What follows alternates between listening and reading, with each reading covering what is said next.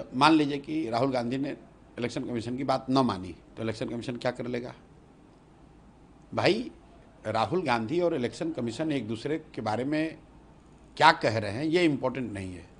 Important ये है कि विपक्ष के नेता के तौर पर राहुल गांधी ने वोटर लिस्ट को लेकर जो मामले सामने रखे हैं देश के, उस पर इलेक्शन कमीशन बिंदुवार जवाब इलेक्शन कमीशन को देना चाहिए।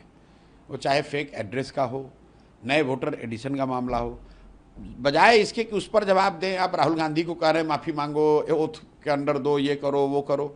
भाई एक बार को हटाइए, राहुल गांधी ने कहा या नहीं कहा, पब्लिक डोमेन में तो ये जानकारी है। इलेक्शन कमीशन स्वायत्त संस्था है। In the interest of transparency and trust in electoral process, election commission को स्वेच्छा से ही ये कहना चाहिए था कि भाई ये मुद्दे संज्ञान में लाए गए हैं, इसकी हम लोग जांच कर रहे हैं, जांच करके हम ये बिंदुवार उसका उत्तर दे रहे हैं। बजाय उसके इसको Rahul Gandhi versus election commission versus Rahul Gandhi बनाने का कोई मतलब नहीं है। इलेक्शन कमीशन कह रही है कि जो आरोप इलेक्शन कमीशन के ऊपर लगाया जा रहा है वो बेबुनियाद है। भाई बेबुनियाद है, पहले बताओ तो कैसे? ठीक है, मान लिया इलेक्शन कमीशन कह रही है कि ये बेबुनियाद है, तो कैसे बताइए। तो राहुल गांधी ने अपने प्रेस वार्ता में बताया कि कई होम एड्रेस जो है वो जीरो, उसके सामने जीरो लिखा है। तो ये सामान्य कई लोगों को समझ में आ रहा है कि भाई बिहार में, देश में कई घरों के जब एड्रेस हाउस नंबर नहीं होता है वहाँ पर एंट्री के लिए आपने जीरो डाल दिया, ये बात समझ में आ रही है। लेकिन ऐसे बीसियों बात और राहुल गांधी ने बताया है, उसको क्यों नहीं बता रहे हो आप? उस पर जवाब तो दो। वो सीसीटीवी फुटेज के बारे में कह रहे हैं कि कहीं ना कहीं महिलाओं के निजता का हनन होगा अगर मैं रिलीज करता हूँ तो। मेरे भाई, सीसी फुटेज क्या में आप डिजिटल डेटा क्यों नहीं अपलोड कर सकते हैं? डिजिटल डेटा क्यों नहीं अपलोड कर सकते हैं? ये प्राइवेसी का मामला बनाकर इलेक्शन कमीशन लोगों को बेवकूफ़ बनाने की कोशिश कर रहा है। आप बताइए कि फॉर्म 20 का डेटा, फॉर्म 19 का डेटा, फॉर्म 6 का डेटा अगर आप ऑनलाइन जारी करेंगे, उससे क्या प्राइवेसी का मामला हो जाएगा? भाई वोटर लिस्ट तो उपलब्ध है ही ना पब्लिक डोमेन में, कौन कौन वोटर है ये तो पता ही है। उसको अगर आप मशीन रीडेबल फॉर्म में कर देंगे तो उससे क्या प्राइवेसी कॉम्प्रोमाइज़ हो जाएगी? अगर आपकी जानकारी पब्लिक के बारे में नहीं है कि फलाने व्यक्ति वोटर हैं या नहीं हैं, तो जानकारी देने में प्राइवेसी का मामला होगा ना। यहाँ पर तो आपने जानकारी दी है, लेकिन एक ऐसे फॉर्म में दी है जिससे कि उसको एनालाइज करने में, फॉलो करने में लोगों को दिक्कत हो रही है।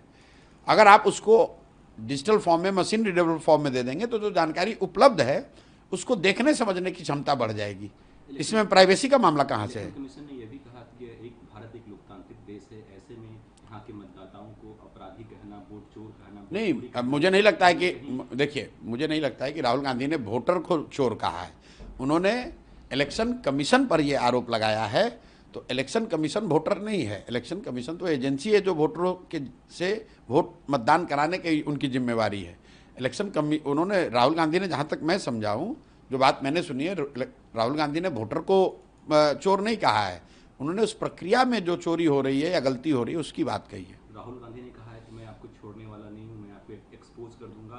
ये बीजेपी वाले से माफी नहीं, ये बीजेपी वाले से एफिडेविट नहीं साइन करवाते हैं, जबकि मुझसे एफिडेविट। भाई देखिए, राहुल गांधी क्या कह रहे हैं, नहीं कह रहे हैं, वो उनका मामला है। राहुल गांधी सक्षम है, उनकी पार्टी सक्षम है अपनी बात रखने को, कहने को, लड़ाई लड़ने को। मैं एज ए थर्ड पार्टी इतना ही कह सकता हूँ कि मामला राहुल गांधी और इलेक्शन कमीशन का नहीं है, मामला इलेक्टोरल प्रोसेस का है, उसकी शुद्धता, उसकी विश्वसनीयता का है।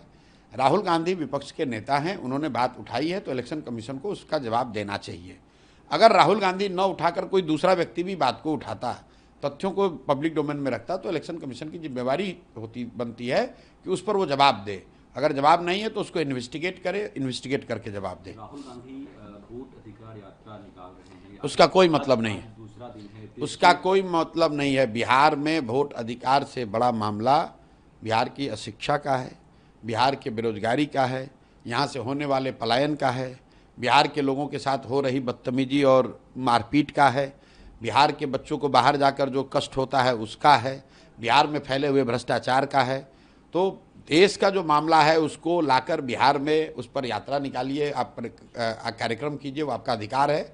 उससे कोई फर्क नहीं पड़ने वाला है। तेजस्वी यादव ड्राइविंग सीट पे हैं और वो कह रहे हैं कि पहले बीजेपी ईडी सीबीआई भेजी, अब इलेक्शन कमीशन को आगे कर रही है। वो ठीक है, उनका अपना तरीका है बोलने का, जो बोल रहे हैं। तेजस्वी यादव के पास बोलने के लिए ज़्यादा कुछ है नहीं, तो लालू जो यादव बोलना है ने बोल रहे हैं। कल पुराने अंदाज में वो दिखे, उन्होंने कहा है कि ये लोग वोट चोर हैं, चोरों को हटाइए और ठीक हमें बात है। सरकार में अब देखिए, लालू जी हैं, नेता हैं, जो बोलना चाह रहे हैं बोल रहे हैं, जनता को सुनने दीजिए, उस पर जवाब देने दीजिए। उस पर हम लोग को टीका टिप्पणी करने की क्या जरूरत है? बीजेपी कह रही है कि लालू यादव ऐसी बातें कर रहे हैं। और ठीक है भैया, तो लालू यादव समझे, बीजेपी समझे, उसमें हम लोग क्या बोलेंगे? किसने? तेजस्वी यादव ने कहा है, तो इसमें क्या नया बात कहा है? इसमें क्या नई बात कही है? तेजस्वी यादव, लालू यादव तो हमेशा अपनी बात करेंगे, अपने बच्चों की बात करेंगे, बिहार के लोगों की बात तो कर नहीं सकते हैं। ये 18 साल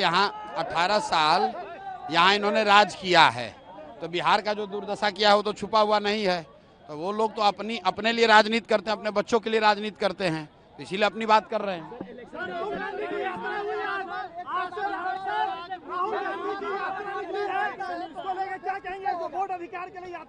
अच्छा ये बताइए कि राहुल गांधी इलेक्शन के समय के अलावा 55 बरस राहुल गांधी का उम्र हो गया, आज तक बिहार में एक रात भी कभी बिताए हैं? जब वोट आता है तभी लोगों को बिहार का याद आता है, और बाकी समय बिहार के लोगों पर ये लोग हंसते हैं, बिहारी कह के हम लोग को मारते हैं, हम लोग को जहाँ अपमानित किया जाता है ये लोग कुछ करते नहीं हैं। राहुल गांधी आज आए हैं, मैं सारे बिहार के पत्रकारों से अनुरोध कर रहा हूं कि उनसे सवाल पूछिए कि तेलंगाना में कांग्रेस के मुख्यमंत्री रेवंत रेड्डी ने कहा है वीडियो पर कि बिहारियों का डीएनए है मजदूरी करना, मतलब बिहारी जो है वो मजदूरी करने के लिए पैदा हुए हैं। तो भैया राहुल गांधी पहले ये बता दें कि तेलंगाना के अपने लाडले मुख्यमंत्री के बयान का समर्थन कर रहे हैं या विरोध कर रहे हैं, और अगर तेलंगाना के मुख्यमंत्री की बात से वो सहमत हैं तो बिहार में वोट मांगने खाए आए हो, तेलंगाना में जाके राजनीति करो। अगर हम लोग बिहार के लोग मजदूरी करने के लिए पैदा हुए हैं तो यहाँ वोट मांगने काहे आए हो? जाओ तेलंगाना। देखिए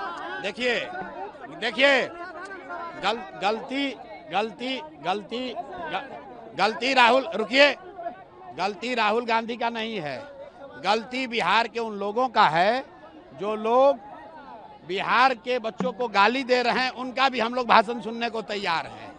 अगर राहुल गांधी बिहार के बच्चों को अभी महाराष्ट्र में हिंदी भाषियों को बिहार के बच्चों के साथ मारपीट हुई, मारपीट करने वालों में 2 लोग थे, राज ठाकरे और उद्धव ठाकरे और राहुल गांधी दोनों अलायंस पार्टनर हैं। तो भैया एक शब्द भी बोला इन्होंने? आज आए हैं बिहार की बात करने, अब बिहार का जनता बेवकूफ है। यदि जनसुराज के सरकार आता है तो फिर मुख्यमंत्री का चेहरा किसका होगा? क्योंकि आप तो बताते हैं। मेरे भाई ऐसा है कि ये लड़ाई मुख्यमंत्री बनने का नहीं है, बिहार के लोग एमएलए एमपी मुख्यमंत्री बनने वाला लड़ाई बहुत दिन से देख रहे हैं, ये बिहार में व्यवस्था परिवर्तन की लड़ाई है।